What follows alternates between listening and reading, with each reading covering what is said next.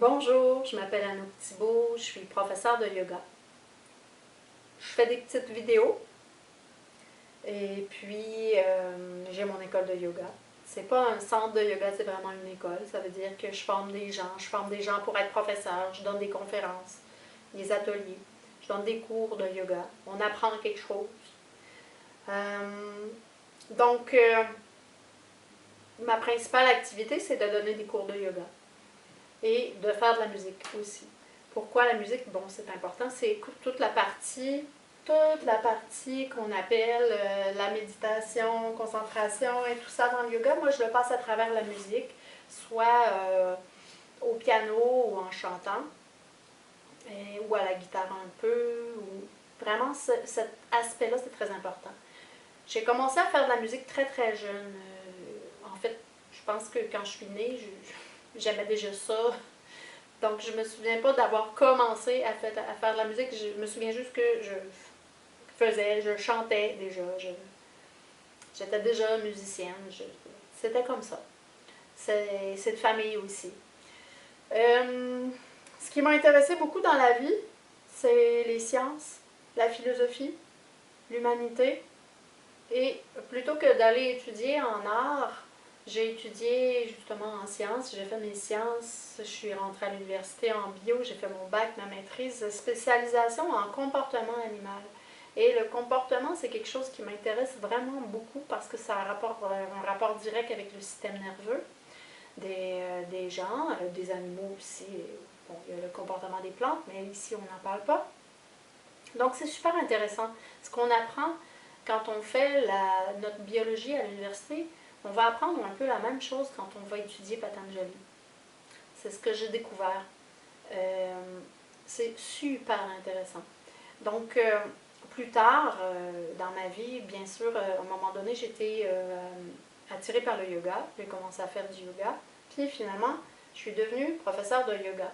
Après une formation que j'ai reçue de Jeannot Poulain, Claude Maréchal. Et puis, je suis allée en Inde, peut-être 7 fois en Inde, mais dans les derniers voyages, je suis allée à Chennai suivre ma formation au yoga, pardon, au Krishnamacharya Yoga Mandiram.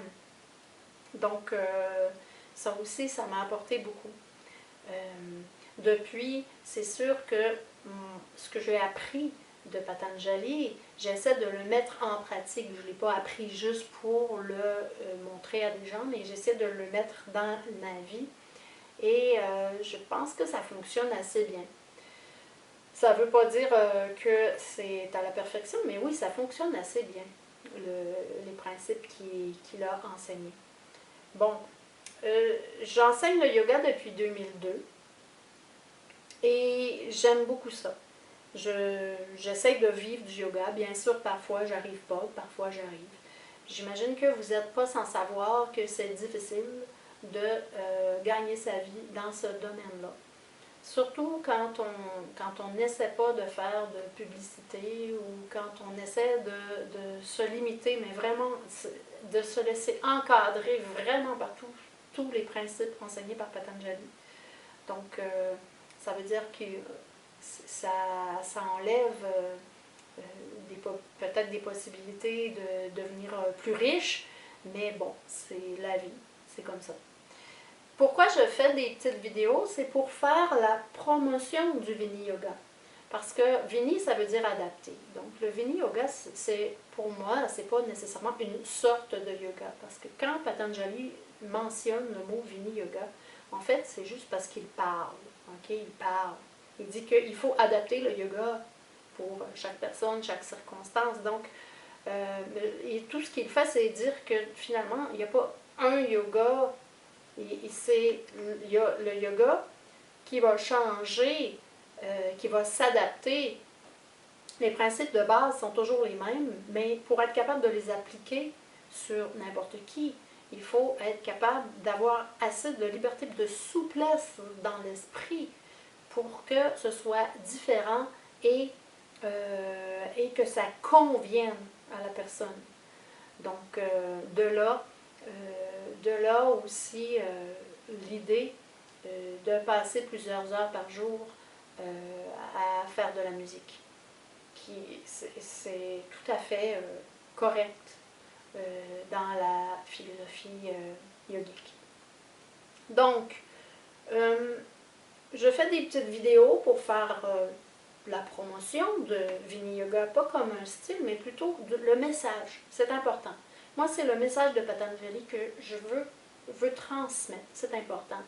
Que c'est une culture totalement différente de la nôtre en Occident. Et parfois, elle est mal comprise ici. On prend ce qu'on veut puis on transforme. Mais il faut vraiment, à un moment donné, lâcher, arrêter de tout rapporter à soi puis se mettre dans la peau de quelqu'un en Inde qui grandit dans cette culture-là pour pouvoir comprendre le message de Patanjali. Donc, c'est pour ça que je fais des petites vidéos. Puis c'est aussi pour aider mes élèves, parce que des fois, mes élèves ils ont besoin de petites revisions, puis donc ils vont voir mes petites vidéos qui leur expliquent comment respirer, puis tout ça. Si jamais vous aimez mes vidéos, ça m'aiderait beaucoup que vous les partagiez. Utilisez-les si vous en avez besoin, ça va me faire plaisir. Vraiment, il y a quelqu'un qui m'a dit qu'il a utilisé quelque chose de moi et ça m'a vraiment beaucoup touchée. Merci. C'est gratuit. Alors, j'ai ma chaîne YouTube, puis vous pouvez vous abonner à ma chaîne YouTube, ça va me faire plaisir. Et c'est ça, abonnez-vous à ma chaîne, ça m'encourage à commencer, à continuer même, et partagez les vidéos autour de vous. Donc, ben merci beaucoup de m'encourager, et à la prochaine!